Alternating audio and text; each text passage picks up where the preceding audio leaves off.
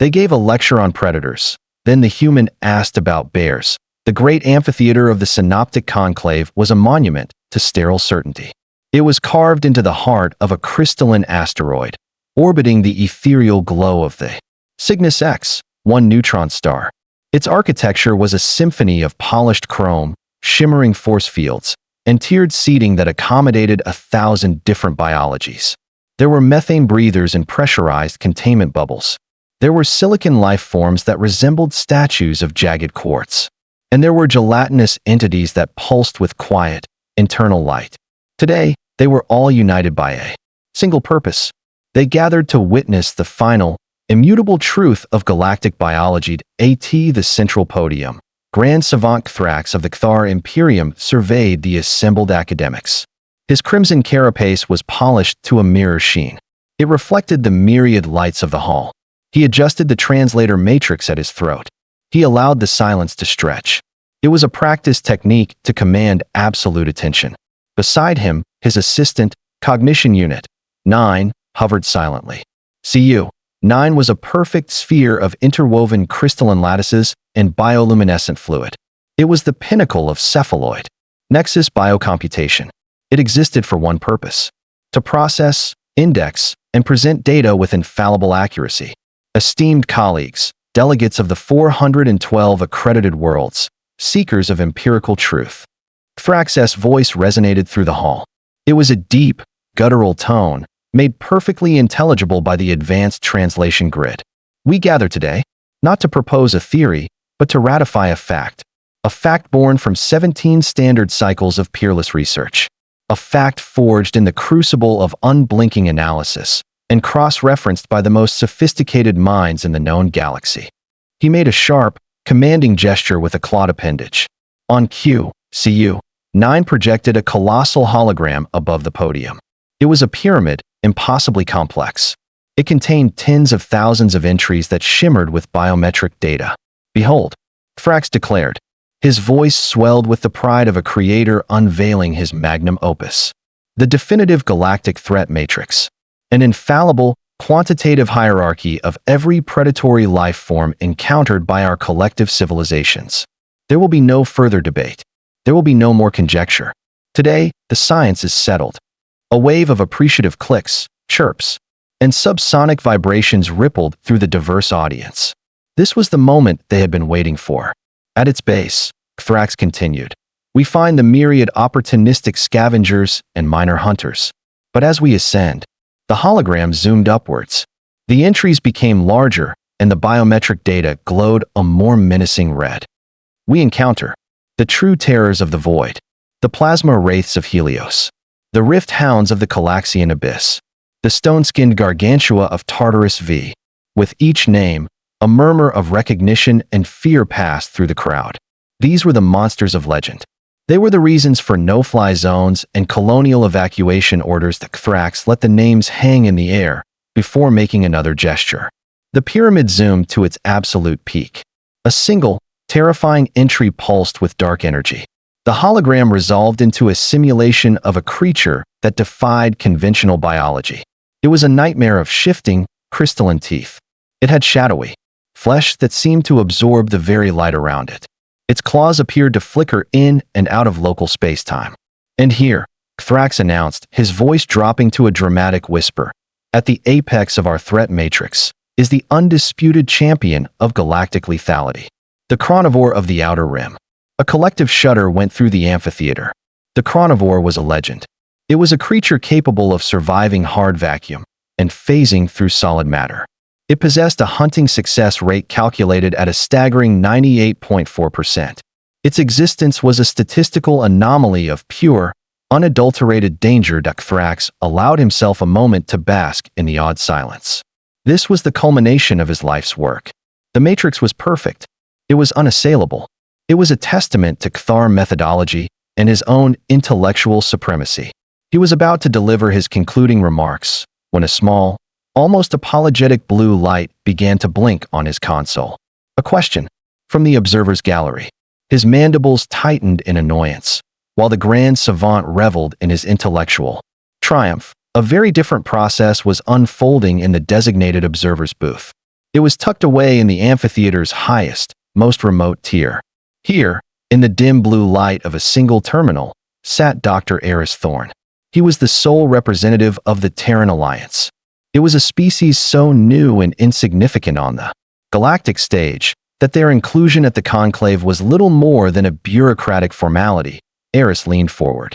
His plain, khaki-colored environmental suit was a stark contrast to the glittering carapaces and shimmering energy fields of the delegates below. He wasn't focused on the grand pronouncements of Cthrax. He was focused on the data streaming to his personal tablet. With a practiced touch, he cross-referenced the threat matrix entries with Earth's own extensive biological archives. Plasma wraiths of Helios, the matrix declared. Energy-based life forms, capable of melting carbon steel in 3.7 seconds. Eris nodded to himself and made a quick note. Fascinating. Reminiscent of our high-energy atmospheric phenomena, like ball lightning, but sentient. Note, potential for non-biological intelligence. Thrax's voice boomed through the hall once more. And let us not forget the Rift Hounds of the Calaxian Abyss. Pack hunters who navigate micro-tiers in space-time, their very presence warping local gravity. On his tablet, Eris swiped through images of wolves, hyenas, and African wild dogs. Coordinated pack hunting. A common convergent evolutionary strategy. Our canids lack the gravity warping, but their persistence hunting techniques are remarkably effective. The Matrix seems to prioritize raw power over strategic endurance. Interesting bias. He continued his work in quiet concentration, completely absorbed. To any observer, he would have looked like a diligent, if slightly overwhelmed, student trying to keep up with a master's lecture. There was no hint of challenge in his posture. There was only a deep, scholarly focus. He felt a genuine sense of gratitude to be here. He was grateful to have access to this incredible wealth of xenobiological data. He saw it not as a finished product, but as a magnificent new library to explore, a new set of data points to integrate that he keyed in a search for his own star system. Sol 3. The results were sparse. There were a few dozen entries for minor predators. Coyotes, bobcats, some species of snake. They were all classified in the lowest tiers of the matrix. The planet itself was designated Class 4 hazardous, high pathogen load. The summary concluded that Sol 3 possessed a chaotic but ultimately non-threatening biosphere, with no significant apex predators worthy of higher classification. Eris frowned. That wasn't right. It was a good first pass for an orbital survey, he supposed. But the gaps were enormous. He searched for Panthera tigris, then Ursus maritimus, then Carcharodon carcharius. Each search returned the same result. Null. No entry. Found if he felt a pang of disappointment, not indignation. They had missed so much. This incredible 17-cycle project was incomplete. As an academic, Eris felt an almost physical need to see the data corrected. He wanted to help these brilliant scientists fill in the blanks. The integrity of the matrix was at stake. Down below, Thrax was approaching his crescendo, his voice dripping with finality. And so, with the presentation of this exhaustive and infallible data, we close the book on predatory biology. The field is, for all intents and purposes, complete. It was then, as the amphitheater began to fill with the sound of 1,000 different forms of applause, that Eris Thorn, driven by a simple, honest desire for academic accuracy, pressed the small blue button on his console to request permission to speak. The 1,000-voiced applause crescendoed and then slowly subsided. It left a hum of academic satisfaction in the air. Thrax puffed out his thoracic cavity, a gesture of supreme Cthar pride. He was about to deliver his final, flowery words of dismissal when the insistent blue light on his console blinked. Again, it would not be ignored. His compound eyes swiveled towards the source. The insignificant observer booth. A flicker of irritation passed through him. An observer's question, after the science had been declared settled? It was poor form. It was inconvenient. Yes, Thrax boomed. His voice was layered with a patronizing warmth that barely masked his annoyance. The conclave recognizes the observer from the Terran Alliance. Do you have a brief query before we formally adjourn? A single spotlight activated. It illuminated the small booth and the lone figure within. Dr. Eris Thorn stood. The stark beam of light seemed only to emphasize his isolation and his species' utter lack of galactic presence. He seemed small, soft, and profoundly out of place. My apologies for the interruption during the accolades, Grand Savant, Eris's voice came through the hall speakers. It was clear and calm. And my sincerest congratulations on a truly magnificent presentation. The sheer scope of the data is, well, it's the most beautiful thing I've ever seen. Thrax's posture relaxed fractionally at the praise. The primate, at least, understood its place. Your appreciation is noted, Terran. Your query. Ah, yes. It's likely just a minor dataset integration issue, Eris said, with an almost apologetic wave of his hand. But as you were speaking, I was running a simple comparison with our own planetary biosphere data, and I couldn't seem to find an entry for Varanus comodoensis. I was just wondering where on your scale a creature like that might rank. I only ask because it's one of our more notable terrestrial carnivores. The words echoed in the vast chamber. Varanus comodoensis. The syllables were foreign, clunky, and utterly meaningless to the assembled intellects. The gentle hum of conversation that had started to build died instantly. Thrax stared blankly. Repeat the designation. Oh, sorry. Common name. Komodo dragon. Eris clarified cheerfully. The silence that followed was different. It was no longer respectful or satisfied. It was a silence of profound, galaxy-spanning confusion. Komodo. Dragon. Thrax repeated, the translator, struggling to place the emphasis correctly. The term sounded mythical, absurd. There are no species classified as dragons in the galactic registry. Is this some kind of local folklore? Oh, no. It's a real animal. Eris chuckled. Largest living species of lizard on Earth. We can provide biometric data if your archives don't have it. I assume it's just a cataloging error from the initial planetary survey. Thrax turned his head slowly, a gesture of immense displeasure, toward his assistant. Cognition Unit, 9. Access Archives.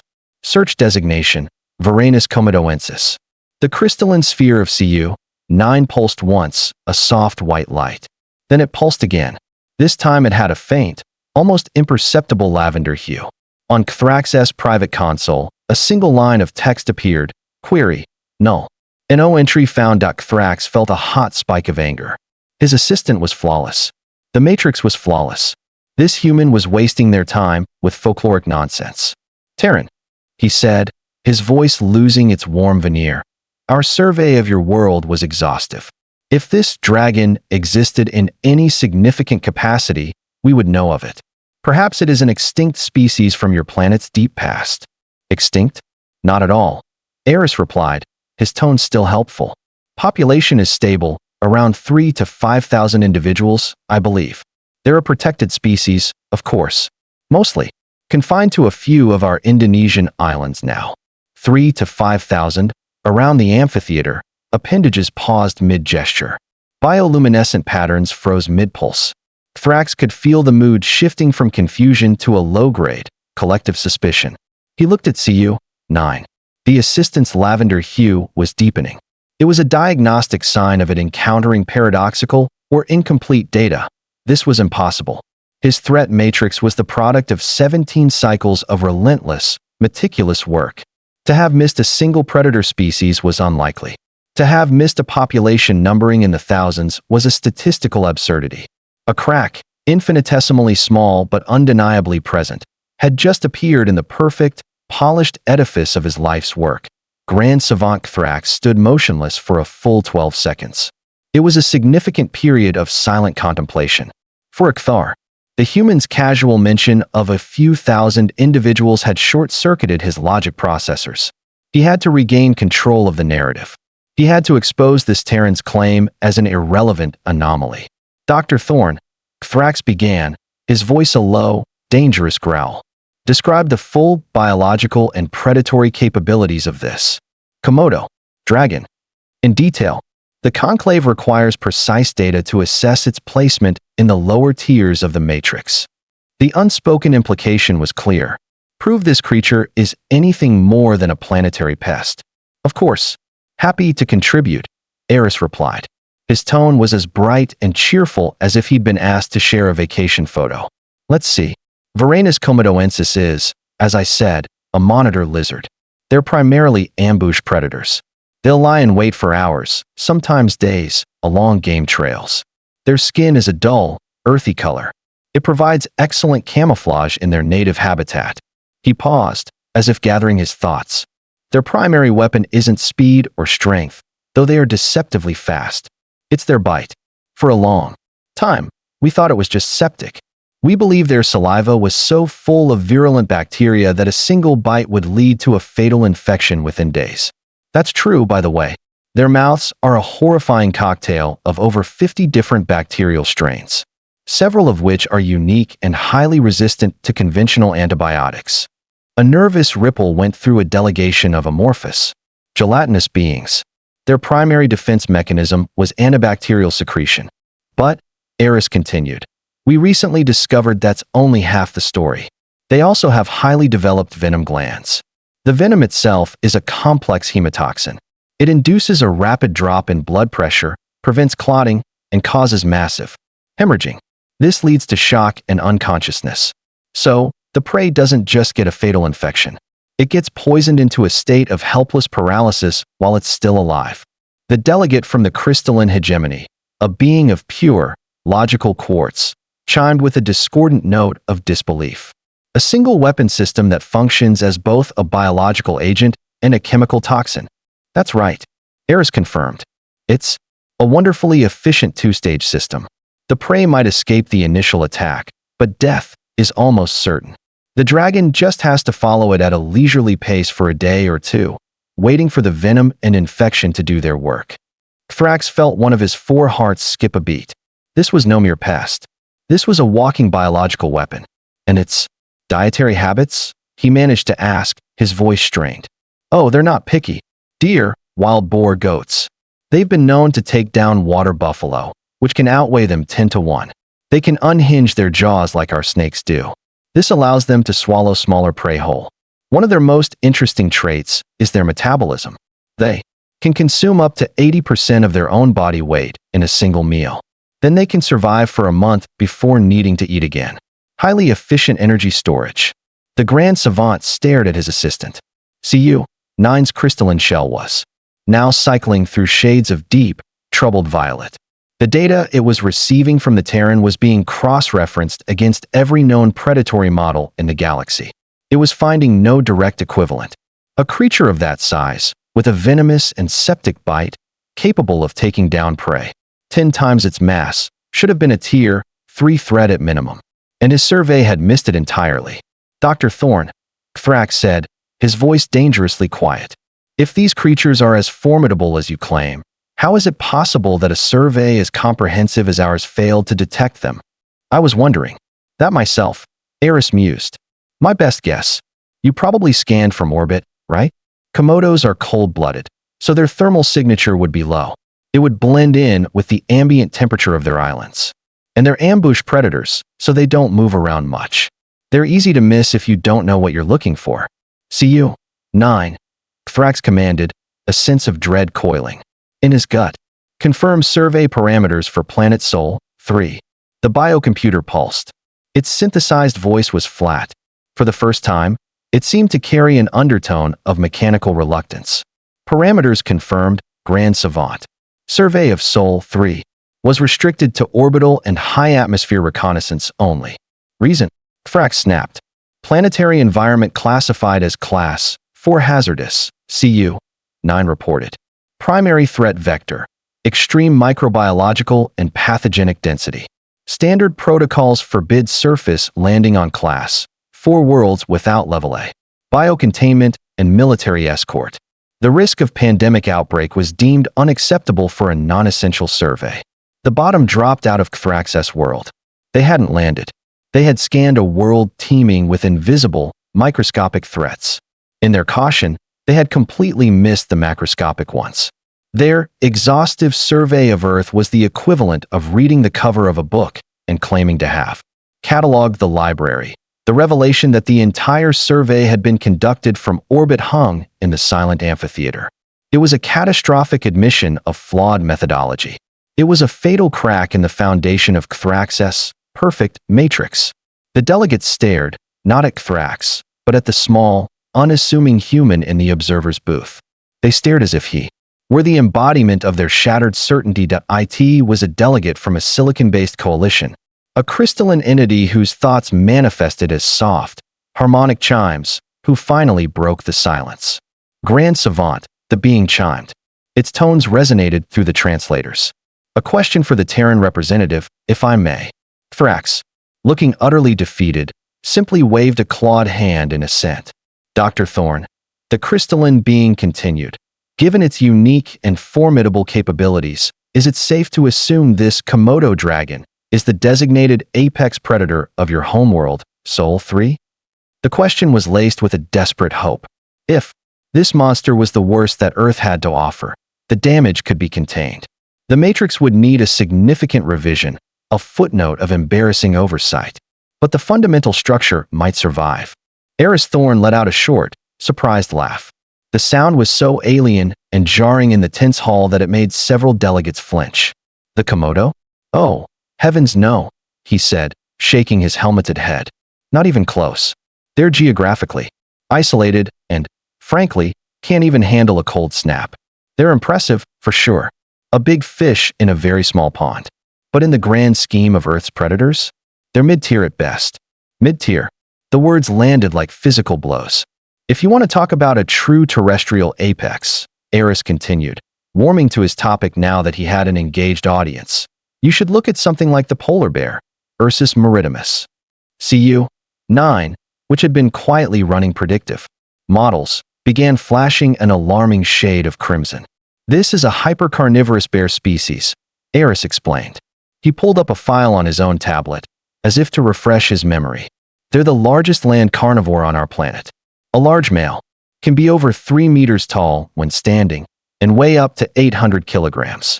They're apex predators in one of our planet's most extreme environments, the Arctic, an entire ecosystem of ice, snow, and freezing water that would kill most life forms in minutes. A delegate from a species that required a constant ambient temperature of 95 degrees Celsius to maintain its liquid state visibly trembled inside its containment suit. They're incredibly strong, Eris went on, capable of killing prey with a single swipe of a paw. They have an astonishing sense of smell, able to detect a seal carcass from nearly 20 kilometers away. And they are masters of 3 different environments. They hunt on land. They are powerful swimmers capable of crossing vast stretches of open, freezing ocean. And they hunt on the ice, using patience and brute force to ambush seals at their breathing holes. They are, by any definition, a perfect predator for their environment. And the population of these polar bears, Thrax asked, his voice a dry rasp. Threatened, unfortunately, due to climate change affecting their habitat. But the current wild population is estimated around 20 to 30,000. 20,000. The number echoed in the hall. 20,800 kilogram hypercarnivores, living in an environment of lethal cold. And they were only one of Earth's top predators. Before anyone could fully process this, a tentacled being from the Spiral Arm Collective spoke. Its synthesized voice was quavering. Your world has multiple, distinct biomes, each with its own apex predator? Of course, Eris said, as if this were the most obvious thing in the universe. Earth has incredible biodiversity. The predators of the frozen poles are completely different from the predators of the temperate forests or the tropical jungles. And that's not even touching the oceans. Our oceans cover over 70% of the planet's surface. He smiled, though no one could see it. And that's where things get really old. Thrax didn't want to ask. Every fiber of his being screamed at him to adjourn the session. He wanted to retreat to his private chambers and reevaluate his entire life. But the academic in him, the part that had driven him for 17 cycles, was helplessly compelled to know more. Elaborate, Dr. Thorne. The oceans. Right. Well, if you want to talk about an ancient and perfect design, look no further than the great white shark, Carcharodon carcharias, Eris said with the reverence of a biologist for a masterwork of evolution. Their basic design has been around for over 400 million years. 400 million. They were ancient when our planet's first dinosaurs appeared. They are, in essence, living torpedoes of muscle and teeth. He swiped his tablet, and a new file appeared on his display. They can detect the bioelectric fields of their prey. They have rows of hundreds of serrated, replaceable teeth. And the really amazing part is that they're not just mindless eating machines. They demonstrate complex hunting strategies, problem solving, even social behaviors. And yet, Eris paused for emphasis. We, humans, go swimming in their territory. For fun. That single, casual sentence shattered the remaining composure of the conclave. It was a statement of such profound, reckless insanity that it defied all logical analysis of risk assessment. The gelatinous delegates wobbled violently. The crystalline beings chimed in a cacophony of panicked discord. Thrax felt a wave of nausea, a sensation his species had evolved beyond millennia ago. They didn't just have monsters. They had monsters, and they treated their habitats like a recreational water park. What kind of species did that? Who were these Terrans? A heavy, oppressive silence descended upon the synoptic conclave. The casual, almost flippant, revelation that humans willingly entered the habitats of Tier 2 predators for something as trivial as fun had broken the collective intellect of the galaxy's finest xenobiologists. It was a data point that had no logical place in any of their models. Civilizations evolved by eradicating or completely isolating themselves from apex threats. That was the first, most fundamental rule of sentient development. Grand Savant Thrax finally found his voice. It was thin, brittle, and stripped of all its earlier arrogance. He looked past the terrifying images on the hologram. He focused on the small, plain figure in the observer's booth. Dr. Thorne, Thrax began. His words were slow and deliberate, as if navigating a minefield of incomprehensible concepts. Let me be certain I understand. Your species, a soft-skinned biped with no natural armor, no venom, no claws, evolved on a planet. A planet populated by these things. He gestured weakly at the hologram. How? How can a civilization even arise in such an environment? It defies every ecological model of sentient development we have ever recorded. Eris Thorne seemed to consider the question with genuine academic interest. That's a great question. It's one of the central topics in human evolutionary biology. The prevailing theory is that the intense predatory pressure is precisely why our intelligence and social structures developed so rapidly. We weren't the strongest or the fastest. We had to become the smartest and the most cooperative. He paused. But I think there's a misunderstanding here, Grand Savant. We don't just survive with them. The slight shift in his tone commanded the attention of every being in the hall. We manage them. If the previous revelations had been cracks in the foundation of their knowledge, that single sentence was the demolition charge that brought the entire edifice crashing down. Thrax's mandibles parted slightly in a silent gasp. Manage? Whispered the tentacled delegate from the spiral arm. Sure, Eris said, now fully in his element as a teacher explaining a complex topic. It became apparent a few centuries ago that simply eliminating every predator that posed a threat was causing catastrophic ecosystem collapses. That was bad for agriculture, bad for environmental stability, and bad for us. So, we developed a more sophisticated approach. We call it wildlife management or conservation. For example, he continued, if a population of mountain lions in an area gets too large and they start preying on livestock or pets, our wildlife services don't just exterminate them. They'll often tranquilize the problem animals. Tranquilize, interrupted the crystalline delegate, its chimes sharp with disbelief. You possess the technology to incapacitate an apex predator non-lethally? Of course. We use specialized tranquilizer darts, delivered from a rifle or a helicopter. Once the animal is sedated, we can tag it for tracking. We can perform a health check, and then relocate it to a more remote wilderness area with a healthier prey-to-predator ratio. The image of a helicopter, a primitive atmospheric craft by galactic standards, chasing down a monster to shoot it with a sleeping dart so it could be moved to a different monster-filled area was too much for several delegates. A low, panicked murmur began to sweep through the hall. And in areas we want to keep completely wild, Eris went on, oblivious to the rising tide of horror, we establish national parks and nature preserves. These are vast territories. Some are larger than entire continents on other worlds. They are intentionally set aside for these predators. We maintain the habitats to ensure the predator populations remain healthy and genetically diverse. It's a massive, ongoing ecological engineering project. You cultivate danger. Thrax choked out the words. You build gardens for monsters? That's a poetic way of putting it, but yes, essentially. Eris agreed. A healthy ecosystem requires healthy predators. We learned that the hard way. Now, we work very hard to protect them. There are incredibly strict laws against poaching or harming endangered predator species. A gaseous being from the Void Reach, whose species had achieved sentience in the perfect safety of a nebular gas cloud, began to swirl with such violent agitation that its containment field sparked. So you are their protectors? They're shepherds, in a way, but it's a two-way street. We also have to manage their numbers to prevent overpopulation. That's where regulated hunting comes in. The atmosphere in the room turned from merely horrified to existentially toxic. Hunting? The Silicon delegate asked. Its optical sensors were pulsing a frantic, strobe-like rhythm. Absolutely, Eris confirmed. In many regions, citizens can apply for hunting tags or licenses. These are strictly limited based on scientific population surveys to ensure a sustainable harvest. It's a tool for population control that also generates revenue for conservation programs and provides recreation for our citizens. Recreation? Thrax whispered the word. It sounded obscene. Sure, it's a very popular pastime in some cultures. The challenge, the skill, the connection to nature. Eris's voice trailed off as he saw the blank, uncomprehending stares. He decided a different approach was needed. Think of it this way. For a predator to be a worthy challenge, it must be dangerous, yes? So, to increase the challenge and demonstrate superior skill, some hunters choose to use more primitive weapons. Primitive weapons? Yes, like a bow and arrow, Eris explained. Hunting an 800-kilogram bear is one thing.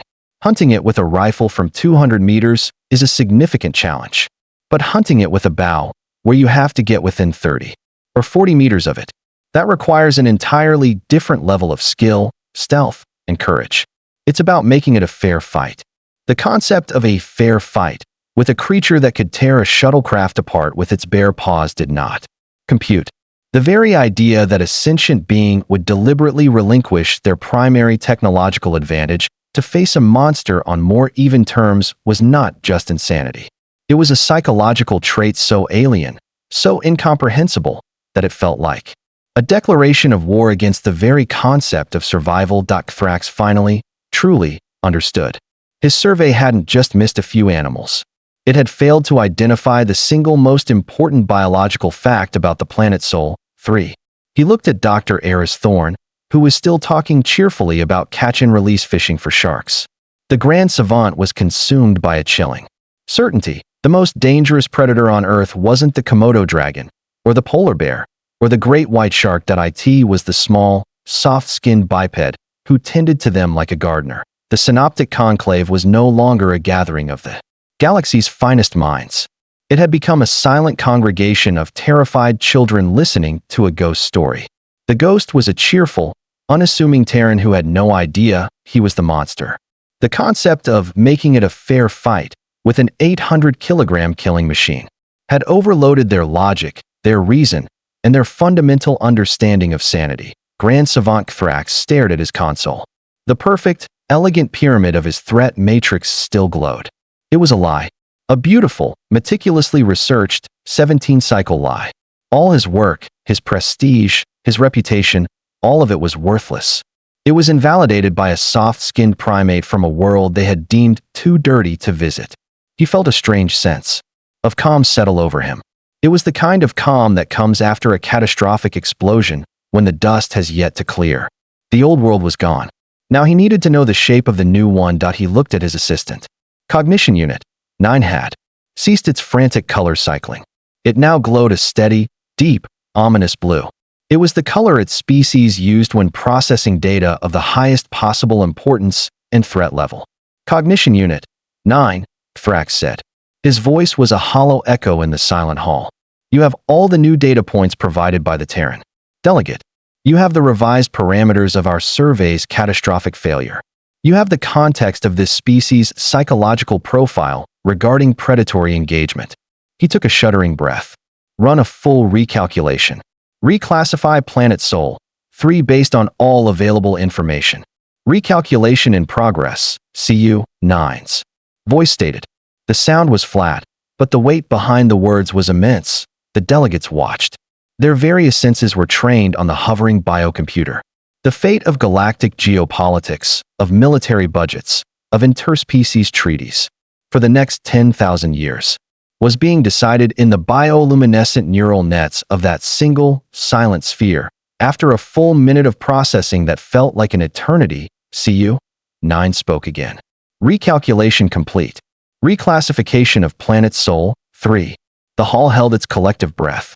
Previous classification, Class 4 Hazardous World, CU 9 began. Primary threat, pathogenic. This classification is now considered obsolete due to fundamental survey error. It paused. New classification, Class 12 Death World. The term sent a fresh wave of horror through the delegates. Class 12 was a theoretical designation. It was a wargame simulation. A hypothetical environment so saturated with high-tier threats at every trophic level that the emergence of intelligent, civilized life was deemed a statistical impossibility with a probability of 0. Primary threat vectors of Class 12 World Sol 3. CU 9 continued, its voice relentless, are as follows. 1. Extreme and persistent predatory pressure from a minimum of 400 distinct Tier 3 or higher megafauna species across all biomes. 2. Unstable and violent geological and meteorological activity. 3. Pervasive, highly adaptive microbiological agents. 4. CU 9 paused again, as if ensuring the accuracy of its next statement. 4. The presence of a native sentient species that has not only survived these conditions, but achieved global technological civilization by dominating, managing, and cultivating the aforementioned threat vectors. Dr. Eris Thorne nodded along from his booth. That's a pretty fair assessment. We've certainly had a rough go of it, evolutionarily speaking. Thrax ignored him. His entire being was focused on the final, terrifying question. And the species itself, CU 9? Reclassify the dominant life form. Reclassify. Humanity. Reclassifying species, humanity. Designation, Terran, CU 9 stated. Previous classification, Category 7, non-threatening omnivore. The entire conclave leaned forward. This classification is now considered catastrophically erroneous. Eris Thorne, still not quite grasping the gravity of the situation, but fascinated by the process, finally saw his opening. This is all very interesting, he called out, his voice cutting through the tension.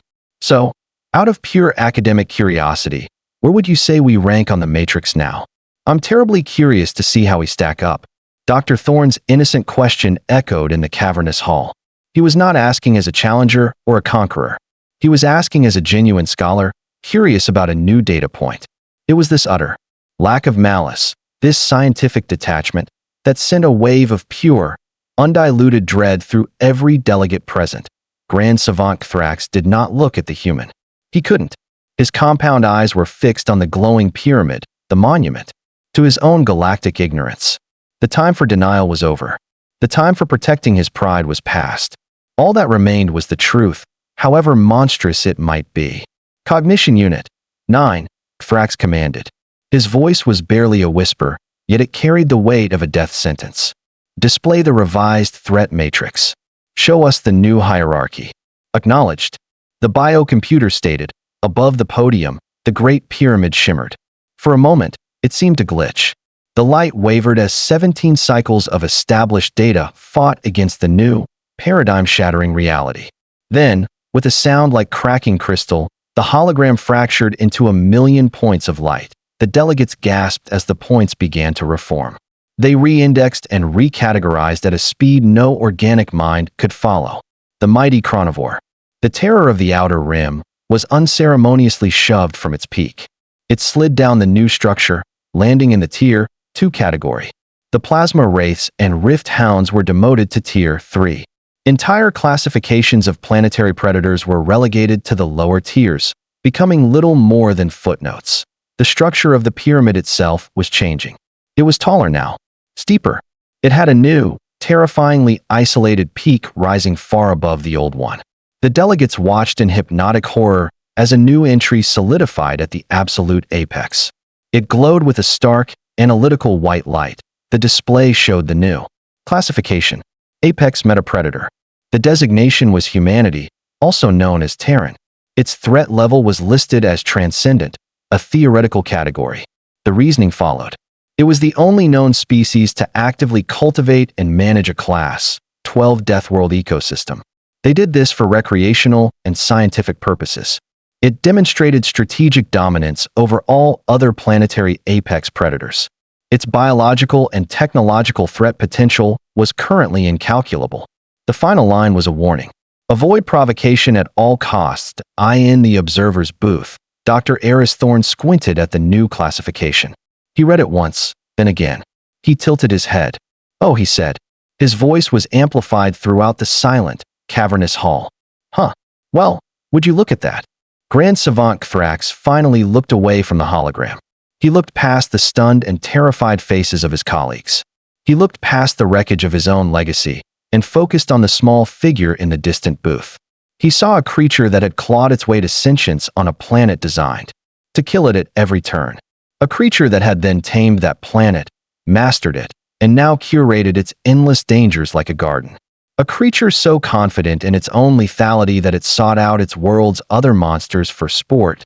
He was staring at a representative of the single, most dangerous life form in the known universe. And the most terrifying part of all, Thrax realized as a cold that had nothing to do with the vacuum of space settled deep in his carapace, was that the creature didn't even know it.